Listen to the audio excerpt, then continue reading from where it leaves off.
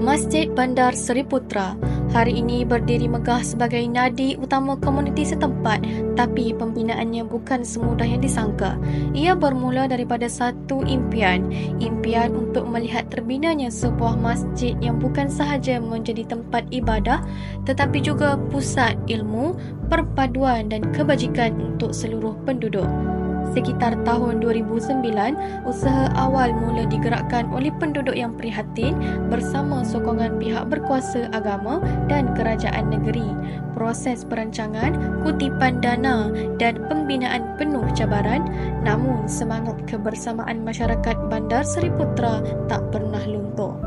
Dan akhirnya pada tahun 2012, sebuah mercu tanda Islam yang dinanti-nantikan pun siap dibina. Sebuah masjid yang kini menjadi tempat bernaungnya pelbagai program keagamaan, sosial dan pendidikan. Untuk menyelami lebih dekat perjalanan pembinaan masjid ini, mari kita dengarkan sendiri kisahnya daripada insan yang terlibat secara langsung, pengurusi Masjid Bandar Seri Putra. Tak silap saya, dulu jatah kuasa ni kita mula tahun 2009 gitu lah. Masa tu kita set up komiti dan dapat perusahaan yang berjais. Kita mula take duit lah. Tapi waktu tu benda sangat perlahan lah, sebulan terdapat berapa ribu. Jadi tak ada apa juga lah kan. Tapi kita teruskan usaha untuk buat rekam itu dan buat submission kelulusan dari saudara kajian. Alhamdulillah, arkitek kita dapat kawan-kawan kita tak kenakan bayaran berapa arkitek. Kita juga engineer, civil engineer, mechanical engineer. Mechanical ni apalah masa typing menggunakan.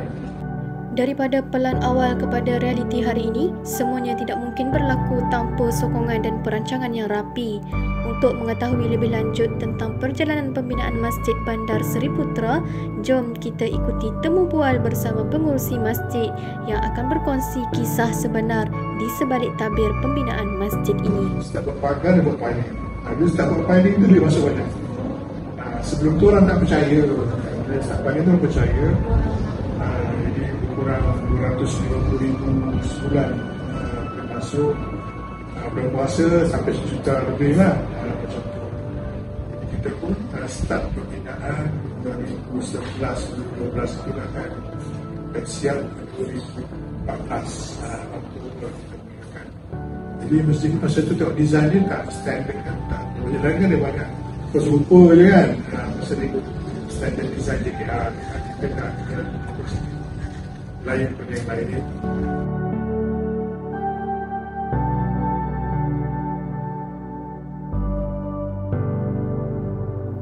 Masjid Bandar Seri Putra bukan sekadar tempat menunaikan solat, ia juga menjadi pusat komuniti yang aktif dan menyeluruh.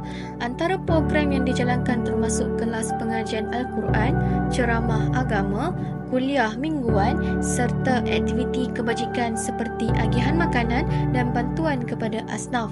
Selain itu, masjid ini juga menganjurkan program untuk belia, remaja dan kanak-kanak bagi memastikan pembinaan rohani merangkumi setiap lapisan masyarakat. Keterlibatan penduduk dalam setiap aktiviti membuktikan bahawa masjid ini benar-benar hidup dan dekat di hati komuniti. Untuk memahami lebih lanjut peranan masjid dalam kehidupan masyarakat di sini, jom kita dengarkan perkongsian daripada pengurusi Masjid Bandar Seri Putra itu sendiri. Masjid ini menjadi sumber utama ilmu daripada budak baby sampai orang tua kan. Asal sama juga dia memperkasakan membina masyarakat sekelilingnya lah. Itulah kita punya main point.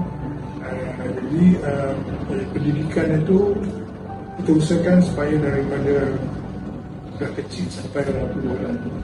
Kebanyakan masjid itu untuk orang tua, ceramah maghrib dan subuh. Kita daripada budak lagi lah, misalnya baca Quran budak kecil lagi lah kan. Lepas tu antaranya itu dah dia besar sikit lah. Lepas tu bahasa Arab besar sikit lah kan. untuk hafazan, salah satu besar sikit. Kita ada juga kelas silat itu juga agak besar sikit. Ada juga Masjid Bandar Seri Putra turut memainkan peranan dalam melestarikan warisan budaya melalui penganjuran kelas silat untuk generasi muda. Silat bukan hanya seni mempertahankan diri tetapi juga medan pembentukan disiplin, adab dan jati diri. Dengan bimbingan guru yang berpengalaman, para peserta diajar untuk menjadi individu yang berani, berakhlak dan menghormati warisan bangsa. Inisiatif ini membuktikan bahawa masjid mampu menjadi pusat pembangunan ummah secara menyeluruh termasuk rohani, fizikal dan budaya. juga tahun ini kita panggil competition based learning. Pembelajaran berdasarkan pertandingan. Di setiap bulan kita ada pertandingan untuk video yang berkaitan dengan sejarah penting berlaku pada bulan ini. Selain saya perjanjian Hudaibiyah dan lepas itu buat video pasal perang Khandaq untuk perang Uhud itu lah kan. Jadi kita buat pertandingan tu bukan untuk pertandingan tapi lebih kepada sekolah sekolahan. Dia kaji, belajar dan buat video dan letak dekat sosial media untuk tujuan dakwah juga. Masjid ini bukan sekadar rumah ibadah, ia adalah nadi komuniti, tempat menyemai ilmu, memupuk perpaduan dan menghidupkan ruh kemanusiaan. Setiap langkah yang menjejak ruang masjid ini membawa kita lebih dekat kepada Tuhan dan lebih akrab sesama insan. Dari gema azan hingga gelak tawa anak muda di program komuniti, semuanya menyatu dalam satu misi, membina ummah yang berilmu, berakhlak dan bersatu hati. Inilah masjid kita, inilah kebanggaan kita dan inilah bukti bahawa masjid bukan hanya bangunan tapi jantung yang terus berdenyut untuk masyarakat. Terima kasih kerana menonton hingga ke akhir. Teruskan menyokong, teruskan menyemai kebaikan. Kita jumpa lagi insya-Allah di ruang yang penuh barokah. Assalamualaikum warahmatullahi wabarakatuh.